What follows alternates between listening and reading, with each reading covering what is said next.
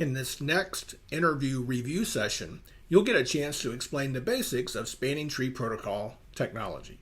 And you might think, oh, it's basics, but there's so much in spanning tree that an interviewer will have lots to listen for to see if you really understand it. So in this fairly long interview video, I'll talk through what I would be listening for in your response. But first, you should do the interview. So let me set you up with the scenario, and then I'll talk about what I'd be listening for from you.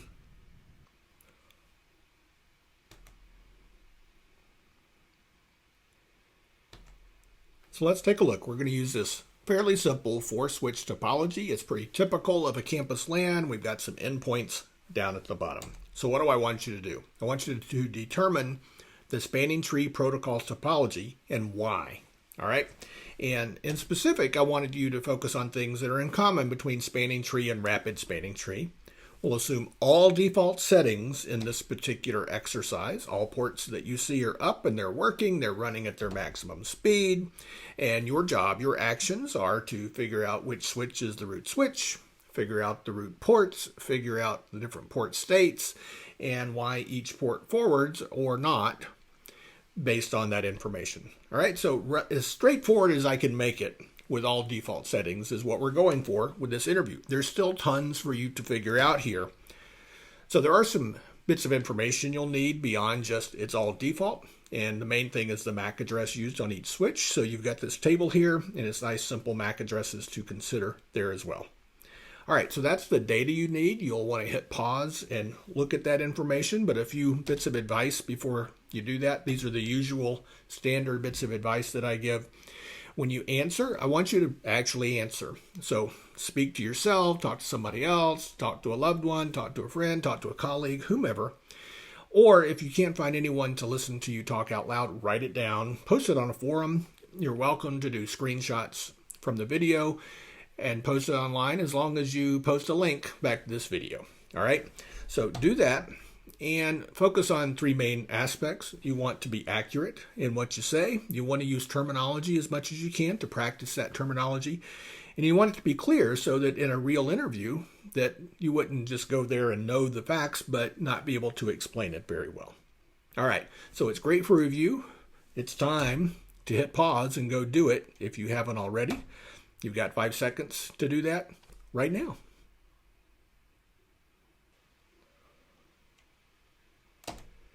This is a fairly long video. If you haven't done the exercise, I'll give you 5 more seconds to hit pause and go do it.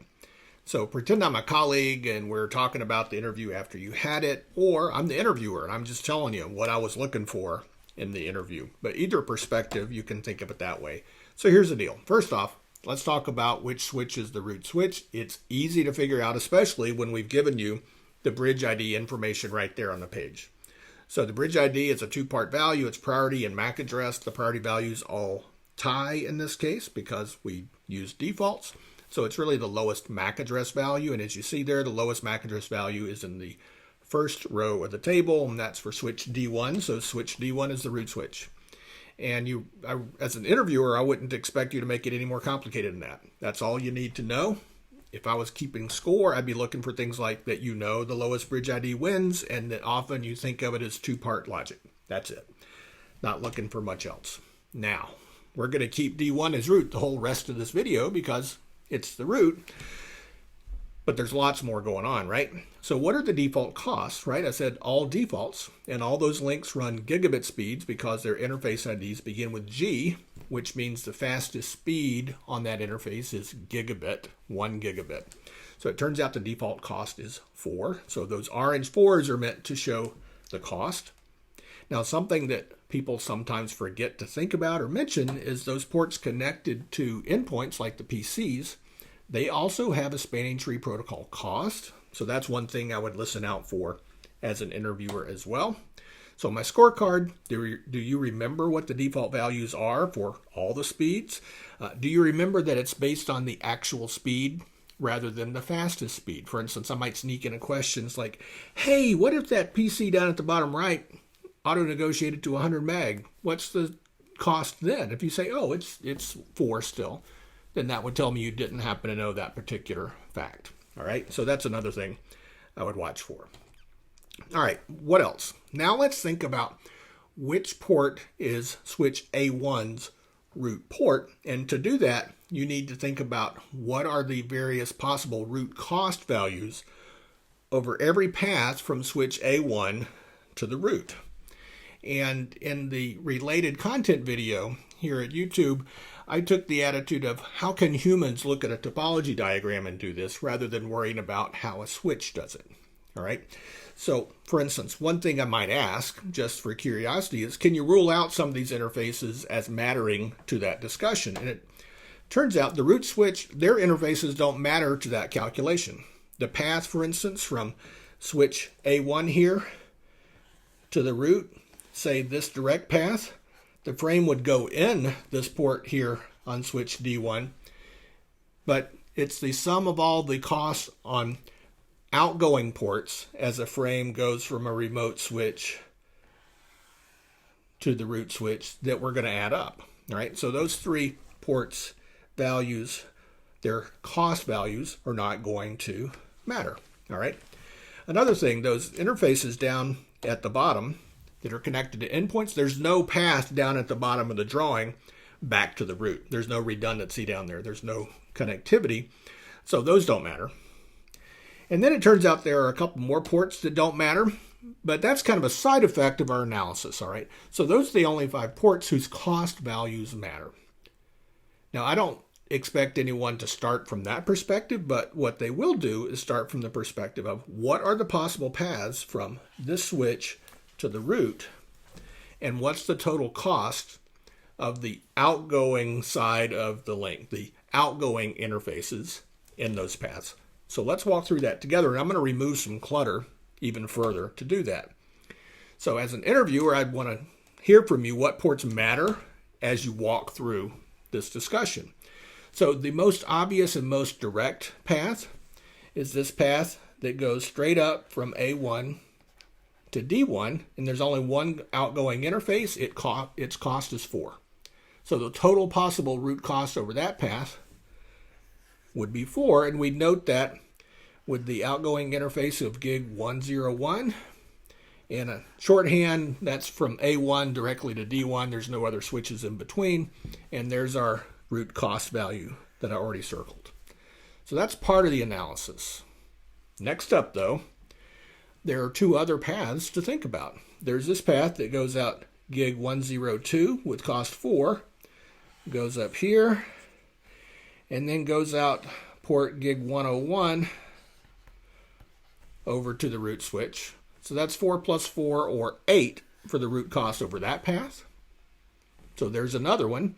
And then, yes, there's actually a third path that people might even think is ridiculous, but it exists, which is out gig 102 on A1, up to D2, out gig 104, pick up another 4 here, out here, pick up another cost 4 here before we get to D1. So 4 plus 4 plus 4 gives us a possible root cost there of 12. So which one is best? Well, clearly, the lowest is best with spanning tree. So if you compare these 3, root cost 4 is going to be best. The port that's part of that path is gig 101, so it becomes A1's root port. And A1 considers its one and only root cost to be 4. So the root cost is the lowest root cost calculated through all those different possible paths. All right, so that's the analysis from A1's perspective. As an interviewer, if I was keeping score mentally while holding this interview, I'd want to know if you got the correct answer. But I'd also want to know if you got it for the right reasons. Like if you said to me, hey, gig 101 on A1, that's going to be the root port. And you said, oh, it's because it's closest. It's only 1 hop away. Then I know that you really didn't understand spanning tree. I'd want you to say, hey, I looked at the possible paths and I calculated all the root cost values over those, and it's the lowest. In fact, it's 4, and explain what we just talked about for the last few minutes.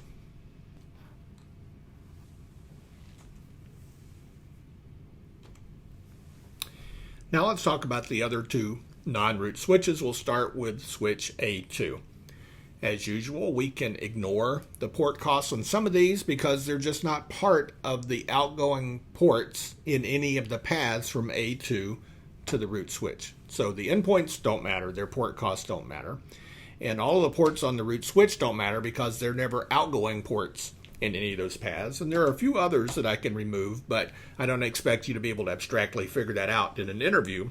But I do expect you to be able to point at a drawing on a board and say, here's a path, here's a path, here's a path, total up the outgoing ports costs.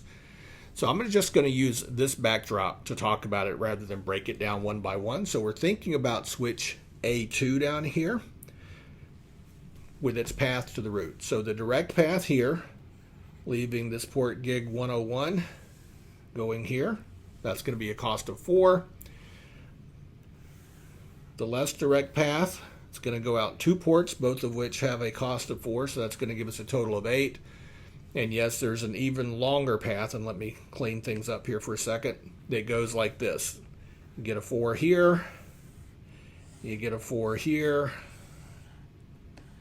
and you get a 4 here to get there, and of course, that's 12. So here's the table that shows the 4, 8, and 12 potential root cost values, and the somewhat obvious direct path from A2 to D1 is going to be our best value in this case.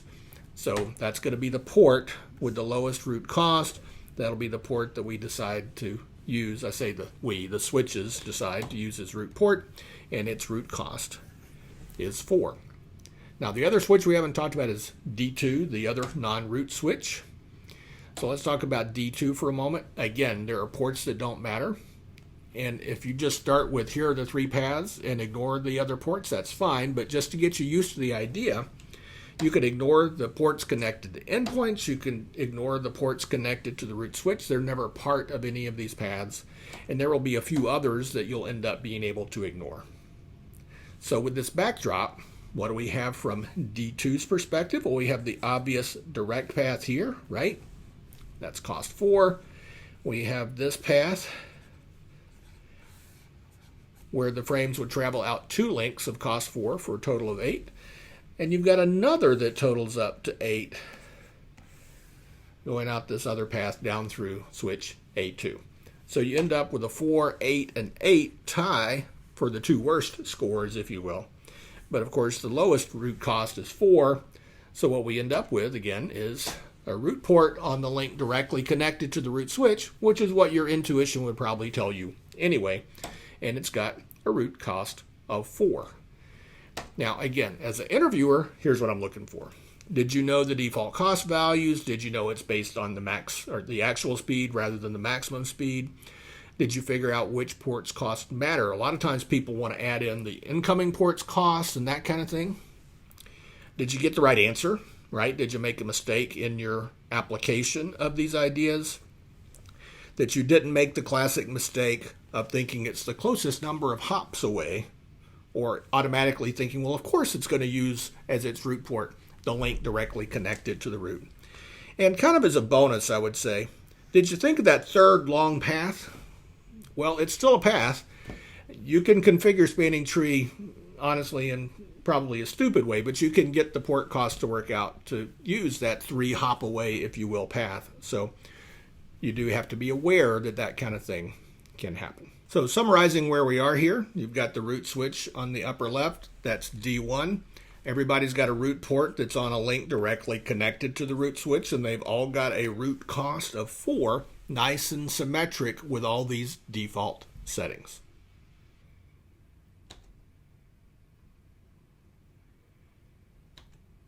But we're not done figuring out the topology. We need to figure out also the designated ports because they forward as well. So switch D1 is still the root switch. And let's consider all the links between devices. Switches to endpoints, as noted up in the title, the switch always wins because the endpoints don't participate in spanning tree. So all these ports at the bottom connected to PCs. The switch ports will become the designated ports on those links. The PCs have no concept of a designated port. Next up, oh, by the way, on my interview scorecard, I would want you to know that the switch always wins. There's no math. There's no comparison. The switch wins. Then consider the root switch as a special case. I might consider this bonus material in the interview, but it turns out the root switch always wins and becomes designated port on any link it's connected to because the root switch itself has a root cost of 0. So the cost to itself, if you will, is 0. And the winner of the designated port election on every link is the switch with the lowest root cost.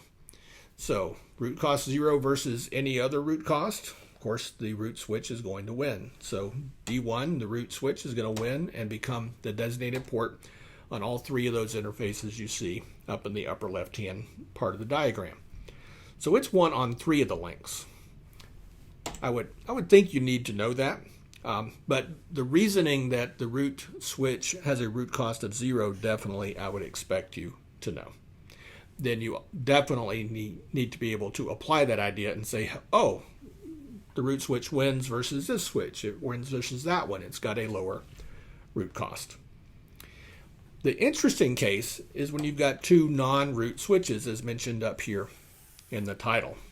So we've got a couple of cases of that, but not many in this topology. Both are connected to switch D2. Now, with all defaults, it turns out all 3 of the non-root switches have a root cost of 4. So they tie on the criteria to choose who wins the designated port election. So you have to fall to the first tiebreaker, which is lowest bridge ID, which is why the table is on the page here. And it turns out D2 has a lower bridge ID than A1 and A2. So D2 is going to win and become designated port here and here, whereas A1 and A2 will not win the designated port election on those ports. All right, so that's all the designated port elections. Every link has a designated port on one end or the other now. So just summing up a little bit, and oh, by the way, my interview scorecard. The first choice, the criteria is lowest root cost between the 2 switches, but then if that doesn't solve it, the lowest bridge ID, which should solve it in most topologies. All right, to sum up where we landed with the designated port and root ports, there's a reminder of where the root ports are. We've got designated ports on all those access ports connected to endpoints. We've got designated ports for all the root switches ports. And then we saw that D2 won the election on its 2 ports as well.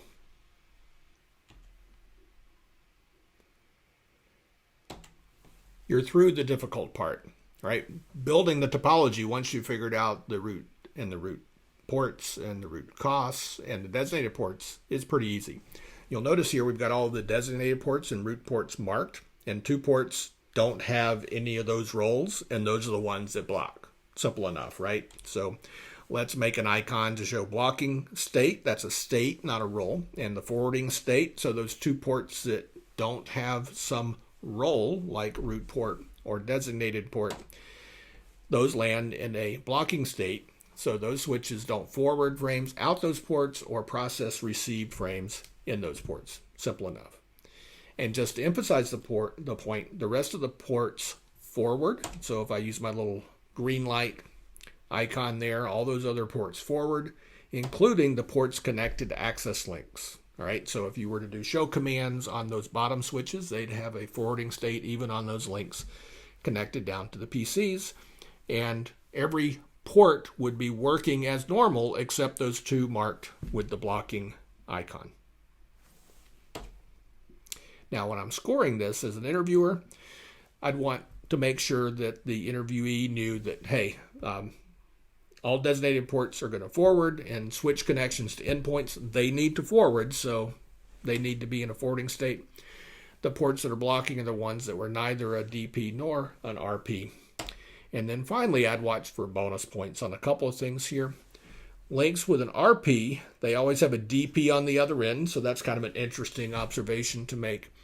And the interfaces block, but the links don't block. Sometimes people think, oh, you block on that link, like say D2 wouldn't forward, it would block here because A2 is blocking, but that's not the case. It's just one interface on the link blocks. The other end acts just like normal, but by having one end block, it stops any effective frame forwarding in either direction.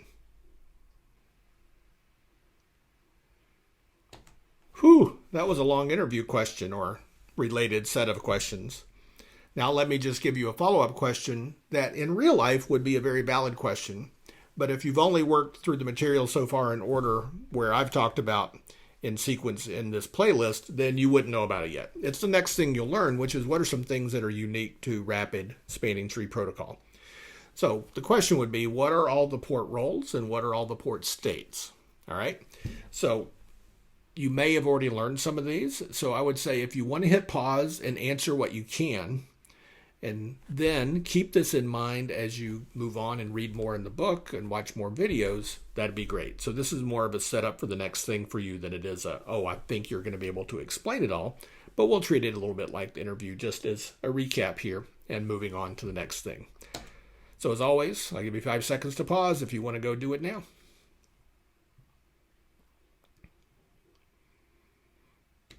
All right, here we go. So port roles. First off, the root switch is not a port role, but I just needed a place to put it on the page. So there you go. The port roles, root port and designated port, we've talked about them a lot.